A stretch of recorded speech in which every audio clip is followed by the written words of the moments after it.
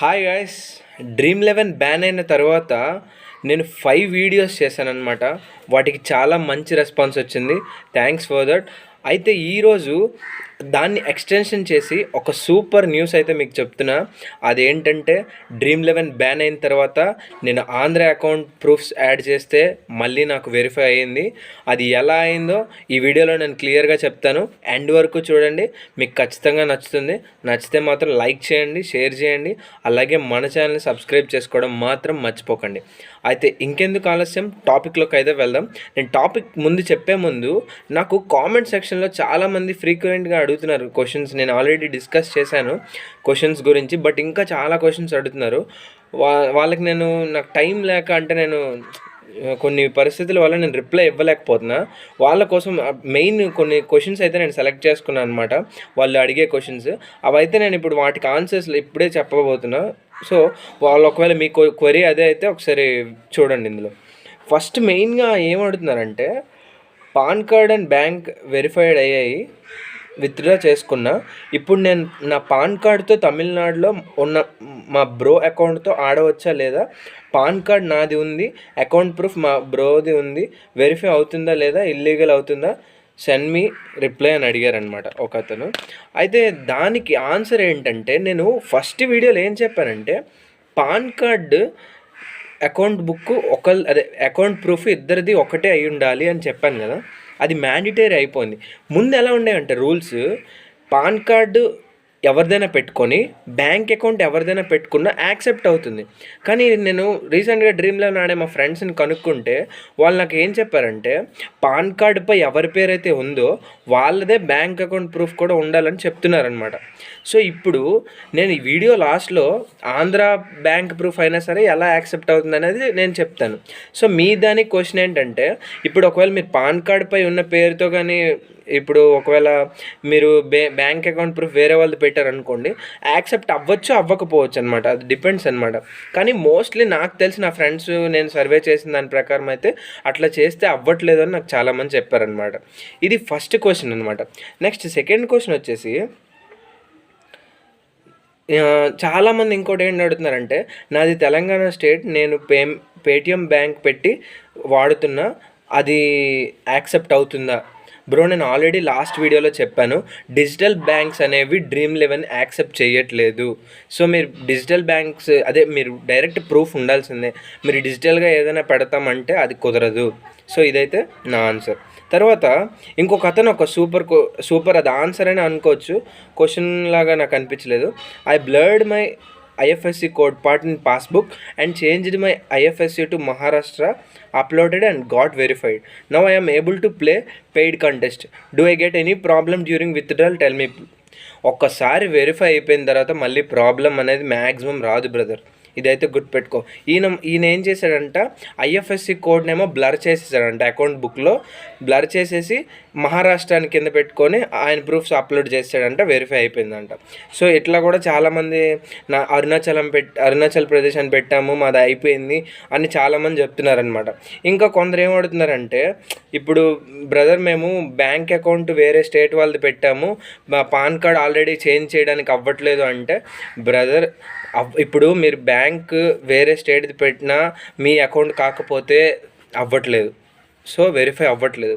ఇంకొకటి ఏంటంటే, చాలామంది అడుగుతున్నారు, భయ్యా నాకు 5 days అవుతుంది, 3 days అయిపోయింది, నేను ఆల్రెడీ బ్యాంక్ డీటెయిల్స్ అప్డేట్ చేశాను, ఇంకా నాది రివ్యూ అని వస్తుంది, ఏంది బ్రదర్ అంటే, బ్రదర్ వెయిట్ చేయండి బ్రదర్.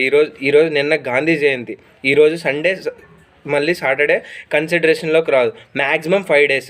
వాళ్ళు నేను వెరిఫై చేసిన తర్వాత మా ఫ్రెండ్ ఆయన వాళ్ళకి ఈమెయిల్ చేశాడనమాట, నాది ఇలాగే రివ్యూలోకి ఇంకా వచ్చేస్తుంది, ఎన్ని డేస్ టైం పడుతుందని.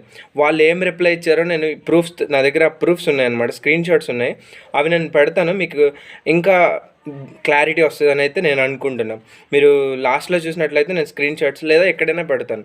సో అదైతే మనకి ఇప్పుడు నేనేం చేశానో నాకు ఎట్లా వెరిఫై అయింది అనేది నేను ఇప్పుడు చెప్తాను చూడండి. నా పాన్ కార్డ్ డీటెయిల్సే ఉన్నాయి బ్రదర్, ఆల్రెడీ వెరిఫై అయిపోయాయి. ఇప్పుడు నేను బ్యాంక్ అకౌంట్ చేంజ్ చేయాలి అని అనుకోలేదు, నా వేరే స్టేట్ బ్యాంక్ ట్రై చేశాను, అది వెరిఫై అవ్వట్లేదు, ఎందుకంటే PAN card mismatch. PAN card డీటెయిల్స్తో ఇది మిస్ మ్యాచ్ అవుతుంది కాబట్టి నేనైతే అది వెరిఫై మరి నాకు ఉపయోగం లేదనమాట. సో అప్పుడు నేనేం చేశానంటే సేమ్ యాజ్ ఇట్ ఈస్గా నేను పాత ప్రూఫే పెట్టేసి కింద ఐఎఫ్ఎస్సి కోడ్ మాత్రం చెన్నైది ఇచ్చాను. చెన్నై ఐఎఫ్ఎస్సి కోడ్ ఇచ్చి కింద స్టేట్ కూడా చెన్నైదనే పెట్టాను, తమిళనాడు అని పెట్టాను. తమిళనాడు అని పెట్టిన తర్వాత నా అకౌంట్ అనేది రివ్యూలోకి వెళ్ళిపోయింది. బట్ నా ప్రూఫ్ అనేది నేను పెట్టింది ఆంధ్రప్రదేశ్, అకౌంట్ నెంబర్ ఆంధ్రప్రదేశ్దే. నాది యాక్చువల్లీ ఆంధ్ర బ్యాంక్ అనమాట. ఆంధ్ర బ్యాంక్ అకౌంట్ నెంబరే పెట్టాను. ఐఎఫ్ఎస్సి మాత్రం చెన్నైలో ఉండే ఐఎఫ్ఎస్సి కోడ్ పెట్టాను. చెన్నైలో ఉండేది ఐఎఫ్ఎస్సి కోడ్ పెట్టి స్టేట్ అడిగినప్పుడు తమిళనాడు అని పెట్టాను. బ్రాంచ్ అన్నానగర్ అని పెట్టుకున్నా. అయితే నువ్వు ఐఎఫ్ఎస్సి కొట్టగానే నాకు అక్కడ బ్రాంచ్ అనేది వచ్చేసింది అనమాట. గూగుల్లో సెర్చ్ చేసి నేను పెట్టుకున్నా. నా ప్రూఫ్ మాత్రం యాక్చువల్గా నేనే పెట్టుకున్నా. ఏమని పెట్టుకున్నా అంటే బ్యాంక్ అకౌంట్ ప్రూఫ్ ఆంధ్రాలో ఉన్నది కాబట్టి ఆంధ్ర బ్యాంక్ అకౌంట్ ప్రూఫే యాడ్ చేశా. 3 days అయింది, నాది వెరిఫై అయిపోయింది. ఇలాగే మా ఫ్రెండ్ కూడా సేమ్ ప్రాసెస్ చేశాడు, ఆయనది కూడా వెరిఫై అయిపోయింది. వెరిఫై అయిపోయిన తర్వాత నేను కంటెస్ట్ని కూడా ఆడడం జరుగుతుంది అనమాట. సో ఇప్పుడు మీకు కూడా ఇదే చెప్తున్నా, మీరు ఏం చేయాల్సి అంటే మీ పాన్ కార్డ్ని మార్చలేరు కాబట్టి మీరు ఖచ్చితంగా బ్యాంక్ అకౌంట్ అనేది మీదే పెట్టుకొని కింద ఐఎఫ్ఎస్సి కోడ్ అనేది మారిస్తే చాలామందికి వర్క్ అవుతుంది. అది వర్క్ అవ్వకపోతే మాత్రం నేనేం చేయలేను బ్రదర్. వర్క్ అవుతుంది నా వరకు నేను కన్సిడరేషన్ చేసి నేను సర్వే చేస్తే నాతో పాటు ఒక 2-3 అలాగే వర్క్ అయిందనే నాకు చెప్తున్నారు. సో నేను ఆ ప్రూఫ్ నా వర్క్ అయింది, నాది ఎలా వర్క్ అయిందో కూడా నేను ప్రూఫ్ చూపిస్తాను. నేను వెరిఫై చేసింది మీరైతే చూడొచ్చు. సో ఇంకొకటి ఏంటంటే మీరు ఒకవేళ ఇప్పుడు ఫ్రెష్గా ఈమెయిల్ ఓపెన్ చేశారు, అదే మీరు ఫ్రెష్ ఈమెయిల్తో ఫ్రెష్ ఫోన్ నెంబర్తో Dream11 క్రియేట్ చేసే వాళ్ళకి ఏంది అని ఇప్పుడు చాలామంది అడుగుతున్నారు. నేను ఇప్పుడు Dream11 ఆడాలనుకున్నా, కొత్త అకౌంట్ క్రియేట్ చేసి ఎలా ఆడాలి? మీకు ఒక్కటే సజెషన్ ఏంటంటే చెన్నైలోనే కాదు, మీకు వేరే బ్యాన్ అవ్వని 6 స్టేట్స్లో ఆల్రెడీ Dream11 బ్యాన్ అయిపోయింది. మిగతా స్టేట్స్లో ఎవరైతే బ్యాన్ చేయలేని స్టేట్స్ ఉంటాయి కదా, ఆ స్టేట్లో మీకు తెలిసిన వాళ్ళ దగ్గర వాళ్ళ ప్రూఫ్స్ తీసుకోండి. పాన్ కార్డ్ ఫోటో అలానే బ్యాంక్ ఫోటో అతనివే తీసుకొని యాడ్ చేసి ఆడుకోండి. మీకు ఇదొకటే ఆప్షన్. మరి లేదు మేము పాన్ కార్డు మామూలుదే పెట్టేసి ఇక్కడ బ్యాంక్ అకౌంట్ పెడతారంటే నేను ఆల్రెడీ ఐఎఫ్ఎస్సి చేంజెస్ చేస్తే వర్క్ అవుతుంది అని చెప్పాను. వర్క్ అవ్వకపోతే నేనేం చేయలేను బ్రదర్. మ్యాక్సిమం మోస్ట్లీ వర్క్ అవుతుంది. నాకు కూడా కామెంట్ సెక్షన్లో రీసెంట్గా 2-3 పెట్టారు వర్క్ అవుతుందని.